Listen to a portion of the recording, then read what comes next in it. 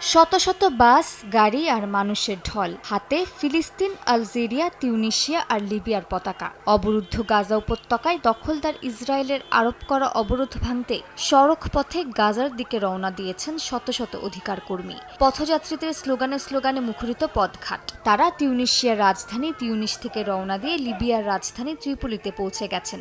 এখন তারা লিবিয়া হয়ে মিশরে যাওয়ার চেষ্টা করবেন, সেখান থেকে যাবেন গাজা সীমান্তবর্তী রাফা ক্রসিংয়ে। এই পথযাত্রায় আলজেরিয়া, মৌরিতানিয়া, মরক্কো এবং লিবিয়ার ১৫০০ জনের বেশি অধিকার কর্মী আছেন। এই সংখ্যা আরও বাড়তে পারে বলে ধারণা করা হচ্ছে। আমার বিশ্বাস, কাপুরুষ, নারী ও শিশু হত্যাকারী ইসরায়েলের বিরুদ্ধে ফিলিস্তিনিরাই বিজয়ী হবে। এই কারণেই আমরা আরব ও মুসলিম হিসেবে আমাদের ভাইদের পাশে হৃদয় ও আত্মা দিয়ে আছি।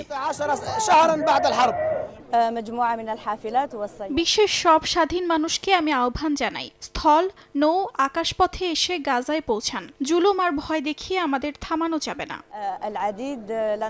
এই কাফেলা শুধু রাস্তা পাড়ি দেওয়ার যাত্রা নয়, এটি প্রতিবাদের, মানবতার, ভালোবাসার যাত্রা। লিবিয়ার ত্রিপোলিতে বহরটি পৌঁছানোর পর তাদের অভিবাদন জানান হাজার হাজার মানুষ। এছাড়া বহরের গাড়িগুলোকে নিরাপত্তা দেয় সেখানকার পুলিশ। মিশরের পররাষ্ট্র মন্ত্রণালয় এক বিবৃতিতে জানায়, গাজা সংলগ্ন সীমান্ত এলাকায় আরিশ শহর এবং রাফা সীমান্ত ক্রসিং রয়েছে। সেখানে যাওয়ার আগে যে কোনো বিদেশি প্রতিনিধি দলকে অনুমতি নিতে হবে।